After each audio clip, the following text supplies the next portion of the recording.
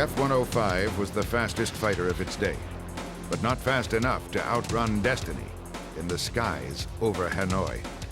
We had three ways out of Vietnam. One was to be shot down and killed, the other was to be shot down and captured, and the other one was to be court-martialed. And it really didn't matter which one because one wasn't any worse than the other.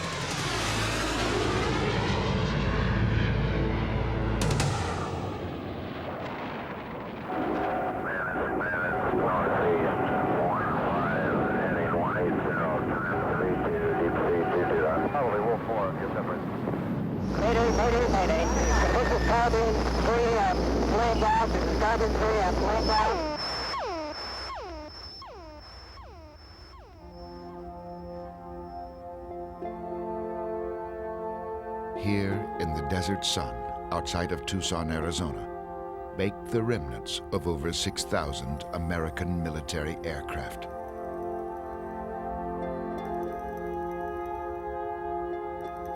Standing on its own, this is the third largest air force in the world. 2103, 105, 17. 2103, 105, 17. Mayday, Mayday. 4 of these machines are the last of nearly 1,000 Republic F-105 Thunderchiefs built.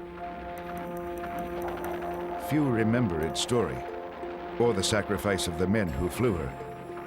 But in the 1960s, in the air war over North Vietnam, the Dollar Nickel flew more missions and suffered more losses than any other American plane. 108 pilots died in Thunderchief cockpits over Hanoi. Many were sent down in flames by Soviet-built SA-2 surface-to-air missiles, or SAMs.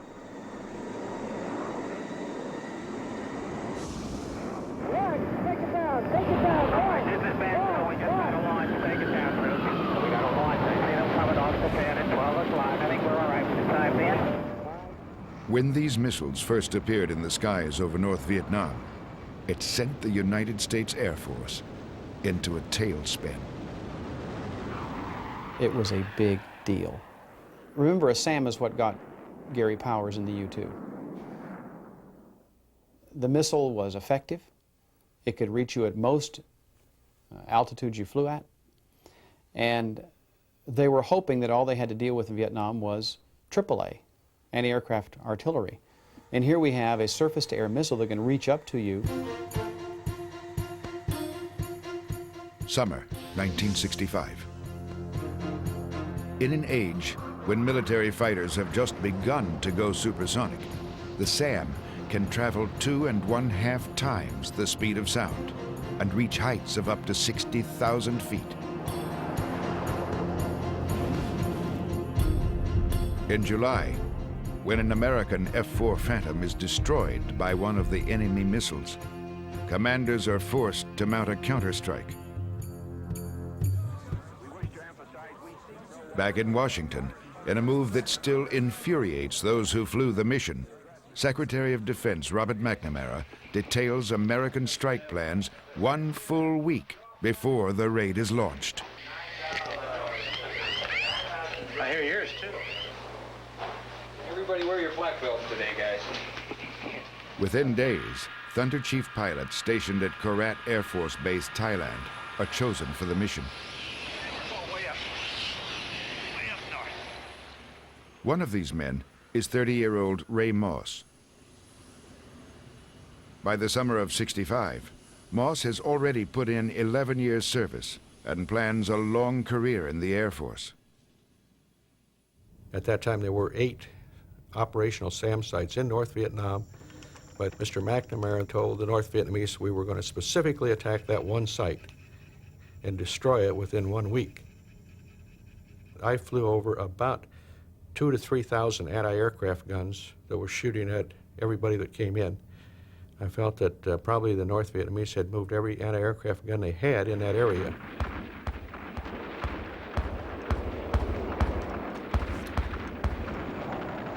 Going out, I flew over about a 10-mile area through the rice paddies that were dry, where the anti-aircraft guns were just set out about 1 per acre. They were not camouflaged, they were not bunkered, and they were just shooting the devil out of everybody. That's all right. Probably 30 or 40 airplanes hit the target. I was one of the later airplanes to get to the target. At 43, Larry Guarino is one of the oldest Thunderchief drivers flying.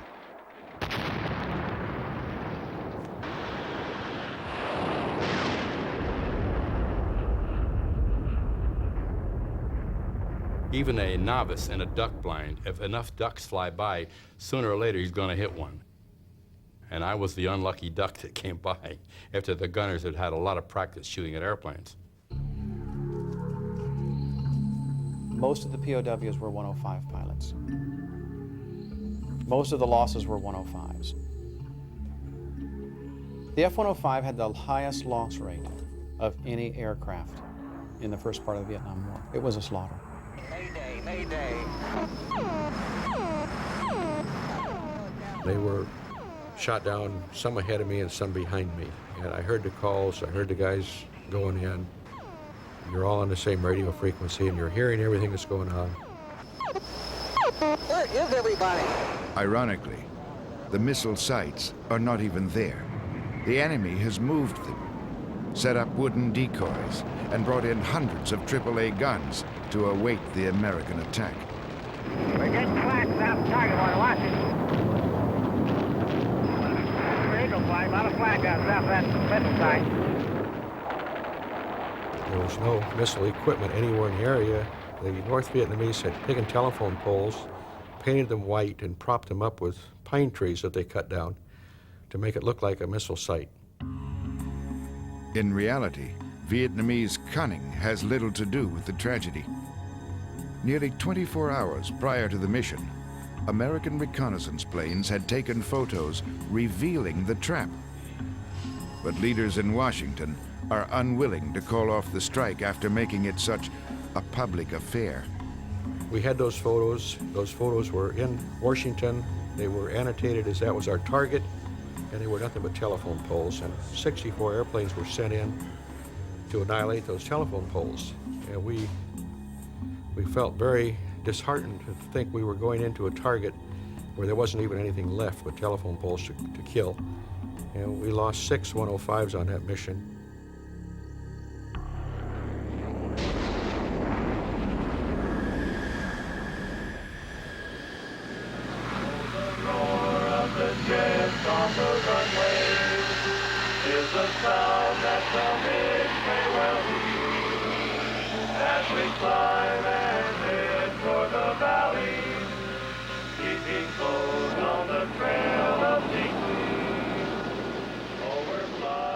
It was just the beginning of what would, for American pilots, be one of the most divisive episodes in history. The Thunderchief's combat legacy begins months earlier. In March 1965, President Lyndon Baines Johnson launches an American bombing campaign over North Vietnam. The strikes are meant to pressure North Vietnamese leaders to cut off aid to Viet Cong guerrillas fighting in the south. Pentagon commanders codenamed the air assault Rolling Thunder and expect it to last no more than a few weeks.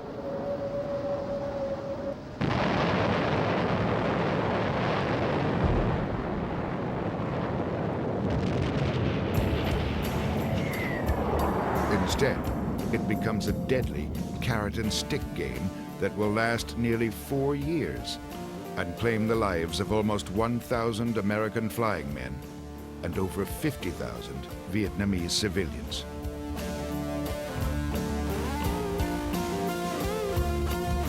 From the start, Rolling Thunder is marked by a series of bombing escalations and halts imposed by the president.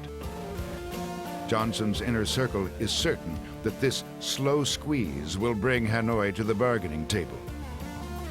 To an air force that left Hitler's Germany a smoldering ruin, the idea of a limited war is hard to comprehend.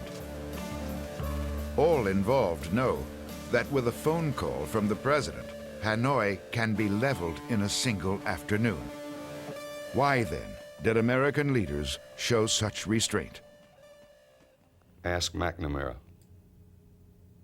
asked Johnson, of course he's dead now, I think it's been accurately quoted that Lyndon Johnson made the statement that them boys over there can't bomb an outhouse without I say so.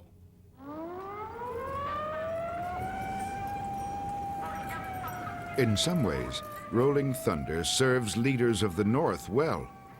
Not all who live here are enthusiastic about sending their sons to die in the South.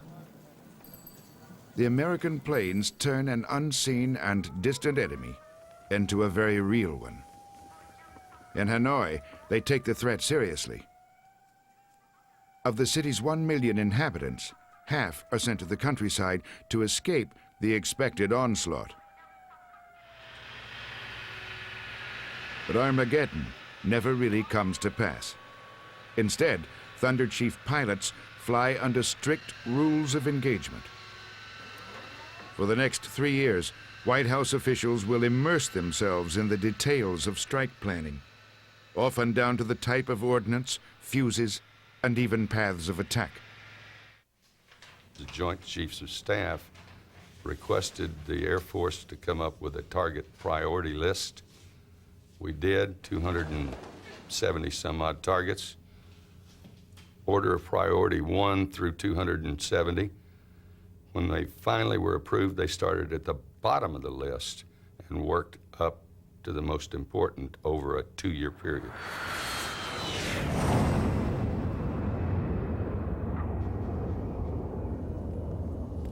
Targets that are approved by the White House often seem of dubious military value. Captain Tony Cushenberry started flying 105s out of Thailand in 1965. He remembers his first mission north. We were there, my friend, to destroy the coal yard. Now, other than burning, how in the hell do you destroy coal? You might have scattered it around a lot, but you...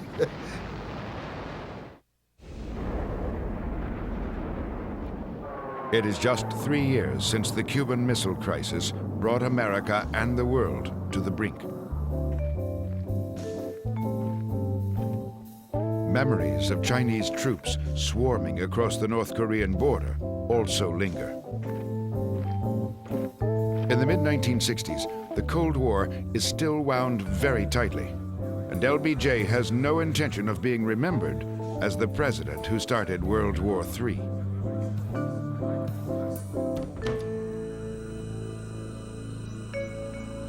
In many ways, the Thunderchief, too, is a product of Cold War fears. The jet is built to fly low and fast. Its Coke bottle fuselage, small wings, and huge J-75 engine combine to create a machine that looks more like a dart than a plane. But like a dart, the Republic machine will never be able to twist and turn as a great fighter plane should. A shortcoming that will haunt Thunderchief pilots in the years to come. Short wings on a long body do not make for a nimble machine, and the 105 is long as the B-17 of World War II. But the Flying Fortress was flown by a crew of 10. This Thunderchief seats only 1. You got to remember, for a lieutenant coming right out of flight training going to something like the F-105, I mean, that makes one heck of an impression on a guy. The thing was just huge, and you couldn't even touch the wing, it was so big. There was a reason for its size. In reality, it was a bomber. Designed with an internal bomb bay to carry a nuclear weapon deep into Eastern Europe and vaporize the smaller industrial cities of the region. The F-105 was developed to fight a nuclear war. Tactical Air Command at the time had very little money, and the only way they could keep a piece of the budget was to participate in nuclear strategic weapon delivery. What they did is developed a large fighter that had an internal bomb bay that would carry basically a single nuclear shape. They developed it so that it would go very, very fast at low level, possibly even supersonic, although that's very tough at low level. And the idea was to go in undetected, below the radar, open the bomb bay, deliver this nuclear weapon, and get back out as fast as you could.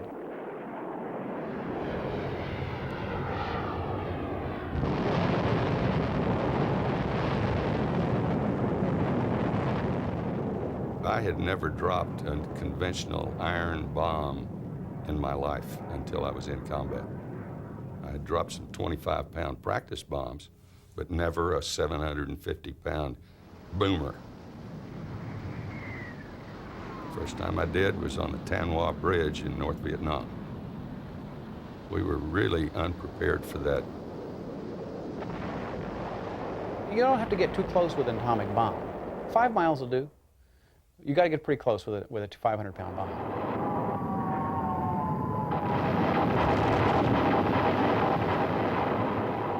100 missions to be flown,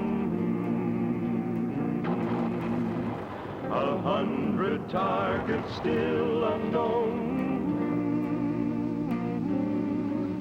But it's my belief that my Thunderchief strikes a telling blow to help G.I. Joe. Okay, Detroit, let's get out of here to the southwest. Till 100 missions I myself have flown. By 1966, the tour of duty for American pilots expands to 100 missions over the North.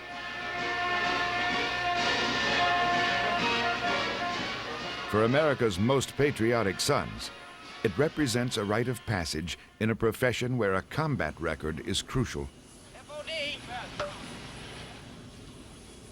At the time, Dave Waldrop was a young lieutenant and new to Vietnam. I wanted to get 100 missions in the 105. That meant a lot to me personally as a goal.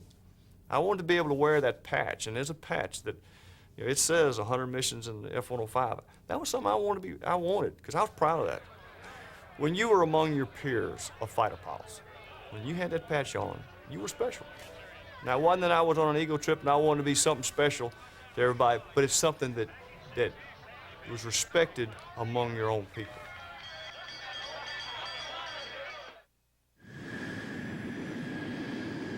Throughout 1966, an average of 400 bomb-laden American planes strike North Vietnam every day. The resources needed to maintain this cycle of destruction are enormous. Crown, Waco requests if you can, in about 30 minutes, move the tankers up north for them. Roger, we'll move on up there. Thank you very much. And Tomahawk, Sam. Tomahawk. Roger, is any other, how many are you? Flight of 4? Affirmative. Stand by. Under full afterburner, the 105 can deplete its entire fuel supply in less than 4 minutes. Missions from Thailand to Hanoi and back can take nearly 4 hours. It required tremendously expensive tanker support to get anything done. We had fleets and fleets of KC-135s over Southeast Asia practically 24 hours a day offloading fuel. It used to mystify me how in the world they were getting that much fuel over there. Only 5 of every 100 missions are against fixed targets. The rest are interdiction strikes against the Ho Chi Minh Trail, a series of jungle paths leading from Hanoi to the south.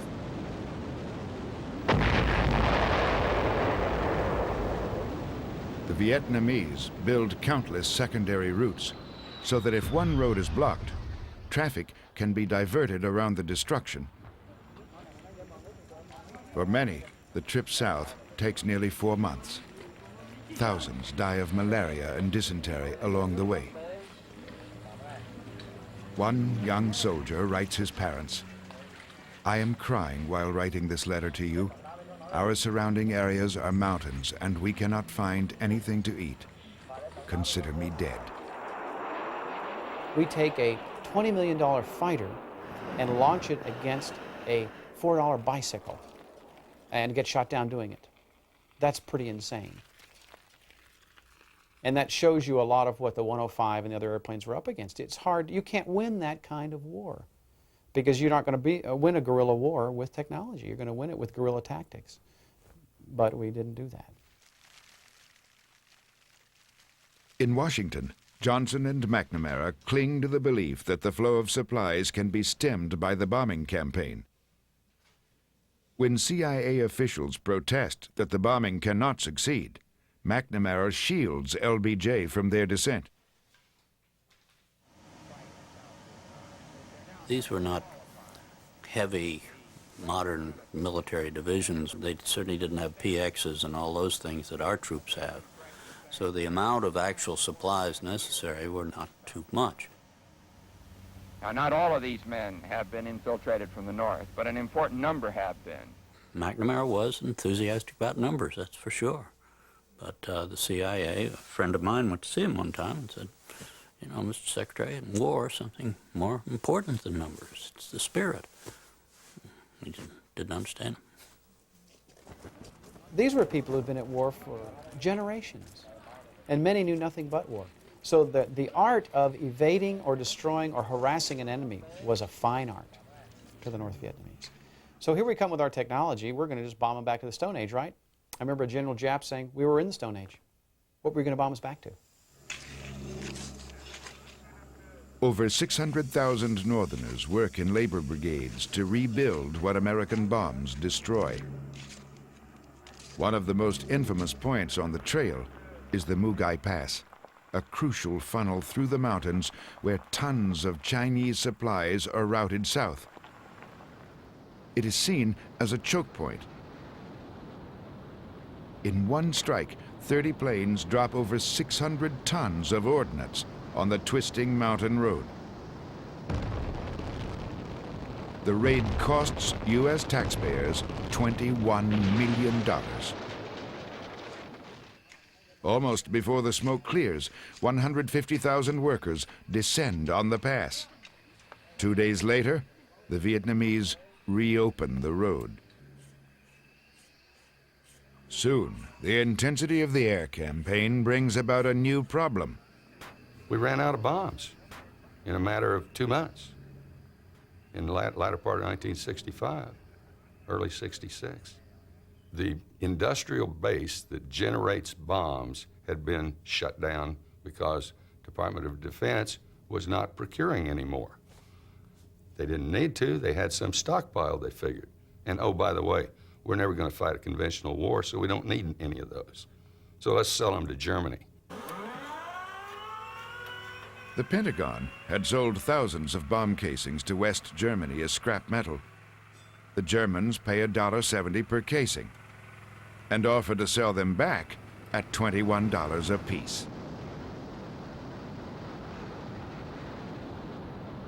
There were days that we had 8 airplanes and every plane flew with only 1 bomb because that's all we had. The F-105 would have carried 8 bombs, it's each airplane, but we didn't have enough to load every airplane, so they put 1 bomb on each airplane and exposed 8 guys to the enemy fire to get 8 sorties and for a sortie count. Under Secretary McNamara's leadership, statistics take on absurd gravity. In support of this operation, there were 27 sorties flown yesterday. In the South, ground commanders quest for ever-increasing body counts. But for air commanders, the grail of choice is the sortie. 23 sorties scheduled, and they will be flown early in the morning while the weather's good. Success and promotion rely heavily on each officer's ability to get more planes over the north than his peers. The region around Hanoi and Haiphong is called Route Pac 6. It is a feared destination.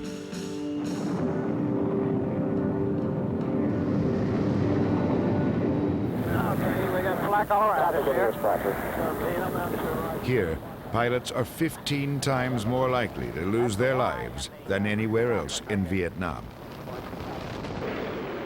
Hanoi is an armed porcupine bristling with guns. Thousands are given rifles and encouraged to use them every time the air raid siren is sounded. It is as much a psychological tool as a military one, giving the people of the North a sense of empowerment and the ability to fight back. There were so many meatballs, as you call them, coming at you from anti-aircraft guns, and I instinctively ducked behind the shield in the cockpit, and of course I was at a very low altitude at the time, and I said, "Hey, dummy, you can't fly the airplane with your head down here, get it back up," and I stick it back up and they're still shooting at me. And I ducked a second time, and I said, no, I gotta look out, and I steeled myself and stuck my head back up and flew right into the guns to attack them. By the end of 1966, nearly 1 of every 5 Thunderchiefs built have been blown to bits in the skies above North Vietnam. Pilots of other aircraft soon nicknamed the 105 the Thud. It is a sick joke, the noise that the jet supposedly makes as it crashes into the Vietnamese countryside.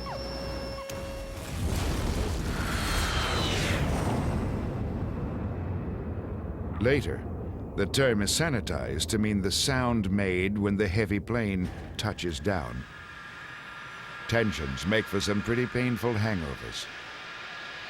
Oh, tonight at the bar they'll be singing. In the States it had always been fun. And we'll tell tall tales of the mission. And we'll dream to old King's #1. We flew hard, we played hard, and we lived hard at that point. Not trying to be anything, any kind of image or something like that. It just worked that way. You know, you release a lot of attention by doing that, and we'd do all sorts of stuff.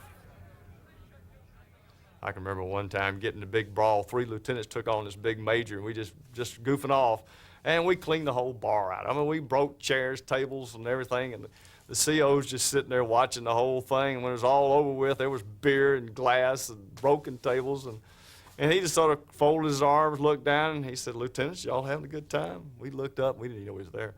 And we said, "Yes, sir." And he said, "Good. I'll be back in about 20 minutes. Just make sure this place is all cleaned up and you pay the damages."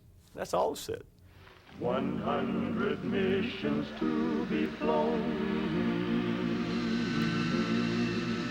100 bridges to be blown.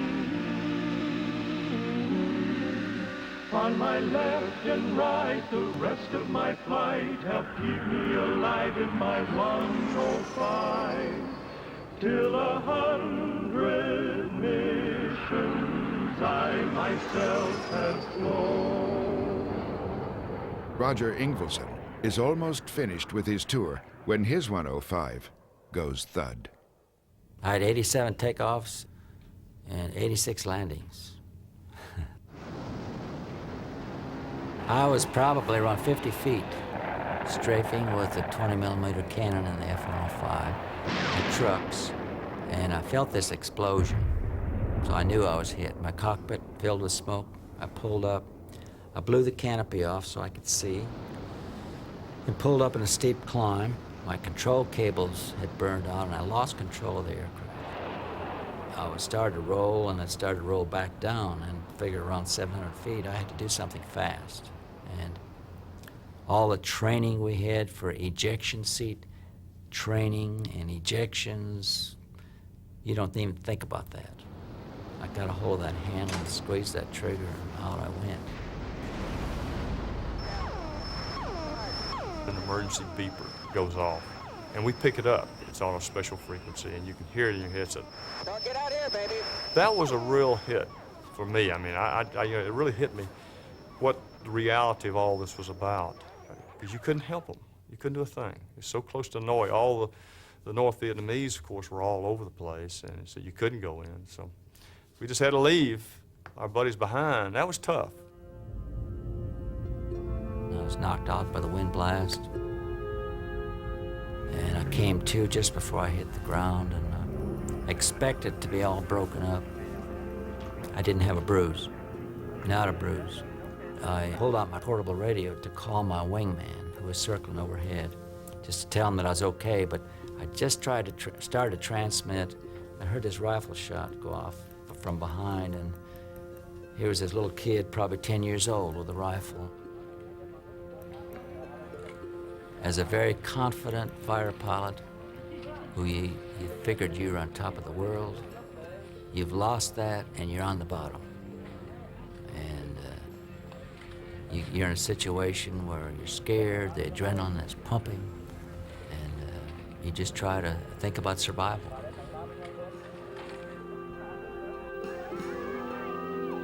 For downed airmen, the most dangerous time is immediately after capture. Not all those taken prisoner make it to prison camp.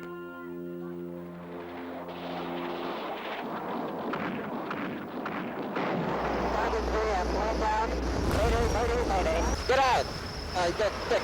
This is Waco. We got 2 guys down. We got a pretty fair chance at them. We're still backfiring up, and we're calling everything off and so cover for them. Shit. I got 2 shoots. This is carbine. I got a six. On one of my earlier missions, one of the pilots was shot down, and he bailed out right in the area. And on a flyby, the pilot saw him get out, and he had a good shoot, and he landed in a rice paddy. Upon landing, the pilots flying over him at that time could see the villagers run out to him. And he was taken. And then the next day, Hanoi radio announced that the angry villagers had run out and killed the pilot, that they were so mad that they, with their pitchforks and shovels and scythes and all, they beat the man and punctured him and killed him. The Vietnamese have good reason for anger.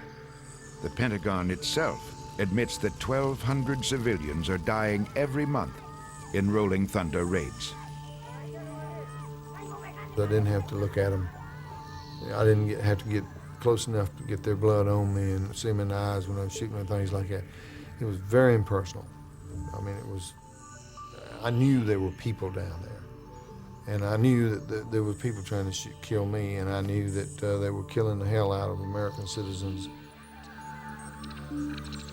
I was shot down about 250 miles from Hanoi, the center of the prison system.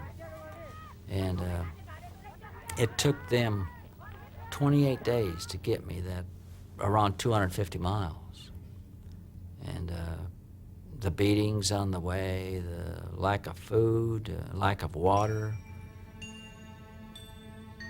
You start thinking of your family. I had a wife who was crippled. She had multiple sclerosis. I had one son, and the thoughts of your loved ones goes through your mind. What's going to happen? Am I going to live? Am I going to be in prison? Most downed 105 pilots are taken to the Hoa Lo prison, also known as the Hanoi Hilton. I went there first, I think everybody did, and I spent my first 20 months in strict solitary confinement. I didn't have any contact with anyone. 2 years before Ingvaldsen's arrival, POW Larry Guarino begins a sporadic 24-month period of solitary confinement. 2 years, chained alone in a 6-by-6-foot cell. These are sketches from Guarino's private collection. Ranking officers are repeatedly beaten and interrogated. The Vietnamese hope they will make public statements against the bombing or provide them details of American tactics. When they got you down and you can't take any more torture or punishment, they like to use the word, have you surrendered? You say, yeah, I've surrendered. That's the time to start lying. You see, that's the time to start really bullshitting them really heavily, because they don't know the difference. Sticking to name, rank, and serial number in the long run doesn't really work. So what you have to do is you have to invent a story. I would manage to screw the tapes up pretty good. Like they said, how did you get shot down? And I said, I didn't really get shot down. I said, I was just a replacement pilot, wasn't qualified to fly combat, and they got a hold of me and wanted me to fly this airplane because they were short of pilots. and I followed some captain up there because I couldn't see very well, and I couldn't hear because I'm the oldest guy up there, you see. And so when I got near the target, the engine just crapped out and I had to jump out of the airplane. I made up a story like that. But by 1967, Guarino's wild claims are frighteningly close to reality. 105 drivers become so scarce that KC-135 tanker pilots are soon funneled into Thunderchief cockpits. There's a certain body of things we call experience that you just got to have been there, and you got to have done it enough, even in a peacetime environment. Just to the range, you need to go to the gunnery range enough times to feel the airplane and to feel what you're doing. You can't come out of a tanker and in 5 months be trained to be an F-105 pilot to replace somebody that's been flying fighters for 8, 9 years. I mean, you're asking for disaster. There ain't no way, huh? There ain't no way. Many Thunderchief pilots figure it's statistically impossible to reach the 100 mission mark. Two, they didn't know where he was for a while, and then they saw a lone D. 45, 44. Right. As disillusionment grows, the 100 mission mark turns from a matter of pride to one of survival. One for the month. 99 hard ones to go. It became too important. I even have a hat where each time I flew a mission, I'd make a mark on the brim of that hat.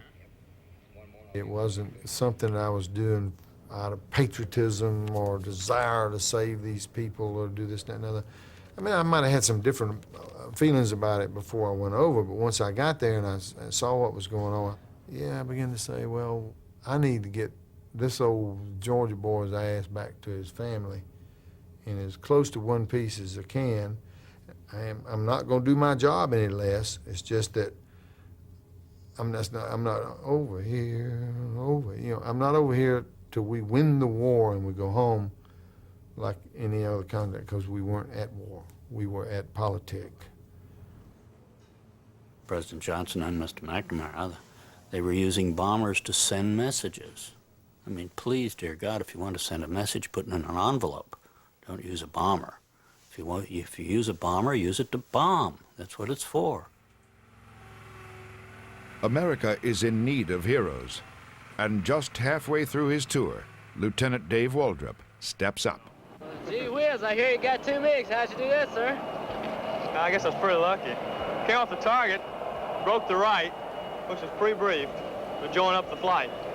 And then after coming around the right, I looked over and I saw 105 with 2 MiGs on his tail.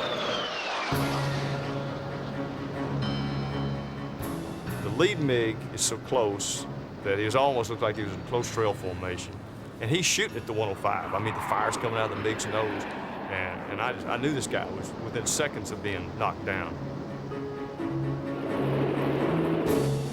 And I'm looking at the picture trying to decide what to do. Well, I had a sidewinder, which is our version of the heat seeker. Well, the missile sees a heat source, and it starts growling. And it's letting me know, I'm looking at something. I can go. If you want to turn me loose, I'll go and I'll get one of these airplanes. But that blame MiGs was so close to the 105 with that big old J-75 engine putting out all this thrust that I was afraid that the sidewinder might be looking at the 105. So I couldn't live with the possibility of that happening. So I just reached over, turned the volume off on the sidewinder so I wouldn't have to listen to it. And I started shooting. Then I realized how fast I'm going and how slow they're going. Because I shot by them so fast it'd make your head spin around. So I'm just sailing through this thing. I go popping through this overcast. I roll upside down. I'm sitting up there hanging from the strap. And I'm cussing myself. Here you are, Lieutenant. You got one shot at a MiG in your life and you blew it. About that time, out from underneath this overcast, here comes a MiG-17. He's got his afterburner going. And the other guys didn't have their afterburners going when I passed them. And so I just pulled the nose down real slow, rolled out, and when I fired, that cannon that we have, it fires 6,000 rounds a minute, 20 millimeter. It went right through the airplane. In fact, it went through the cockpit. Unbeknownst to me, it was so intense up there, and this sort of give you a little bit of idea how things work in combat. When I'm sitting there, pulling my trigger, I'm hitting the MiG. Flashes, I mean, you can see every bullet hitting the MiG. A 105 went right between me and the MiG. I never saw it. In all, nearly 1,400 Americans are killed or go missing in the bombing campaign over North Vietnam. 1/3 of the aircraft downed are F-105 Thunderchiefs. The losses yield little. By the end of 1968, Hanoi is no closer to compromise than it was 3 years earlier.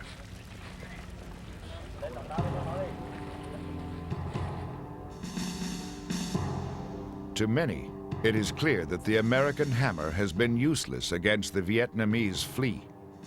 Back in the U.S., Secretary of Defense McNamara turns against the bombing campaign he once so strongly advocated. Johnson replaces him with Clark Clifford, who the president thinks hawkish on the war, but Clifford too recommends an end to the air campaign. Rolling Thunder closes on November 1st, 1968. Too late for Thud pilots like J.C. Hartney. When my best friend was killed, that was one of the things that prompted me to go ahead and leave the Air Force with 12 years of service in. And I felt that there was no point in dying for a country that didn't care and that had no intention of ever winning a war. I was there because I was a soldier and I was sent. That's the simple, easy answer and the easy way out. I have other feelings about it, but that's why I was there. Whether we should have been there or not, as a citizen of the United States, hell no. In Hanoi, the bombs cease to rain down and the Americans in captivity languish. Valuable bargaining chips during the 3-year bombing halt that will follow.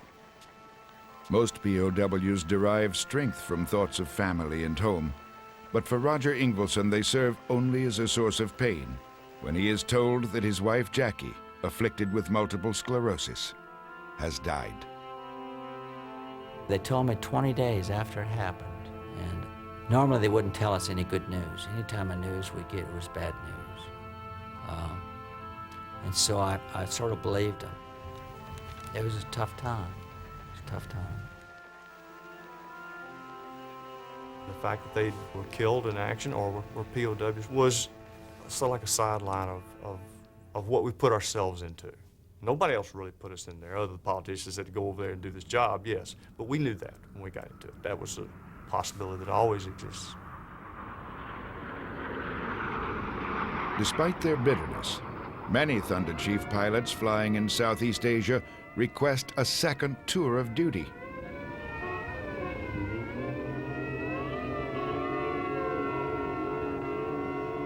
Tony Cushenberry was one of the first to complete 100 missions over North Vietnam. Now, you'd say how stupid I am when I said that I had volunteered to go back for a second tour. Yeah, and I had done that because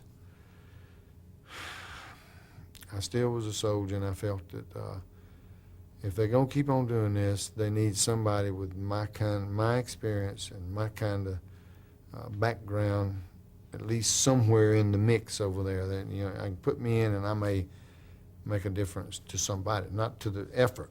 Nobody was gonna make a difference to the effort, because there was no effort. There wasn't any until we started trying to get us out of there and getting our POWs out. That became our mission then. That became our purpose for being there, was getting the hell out of there. 100 missions to be flown. It's good to know you're not alone. 2 weeks before Christmas, Dave Waldrop reaches the magic number. His tour of duty is over. One flyer's story, 100 missions, out of nearly 250,000 flown by Thunderchief pilots during the Rolling Thunder campaign. To have survived, gotten out without getting shot down, without getting hurt, I was very, very satisfied with having reached that plateau. I mean, if I go to war, I'm going to want to fly an airplane that's durable. We would have lost far more people, dead or captured, if they hadn't been flying 105s those first several years of the war. If it had been some other jet, it would have been a different story.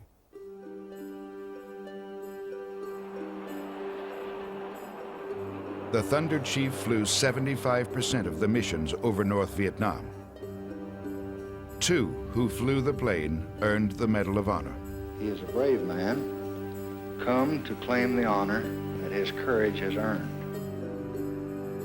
Forgotten warriors from a struggle that grows dimmer in the American memory with each passing year.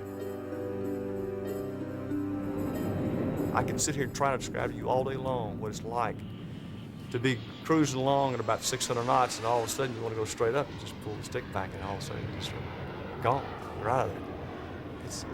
It's special. These men got to do that. I'm a Thud pilot. I love my plane. It is my body. I am its brain. She's packed with transistors, black boxes, diodes. But stay alert, because you might get hurt when she explodes.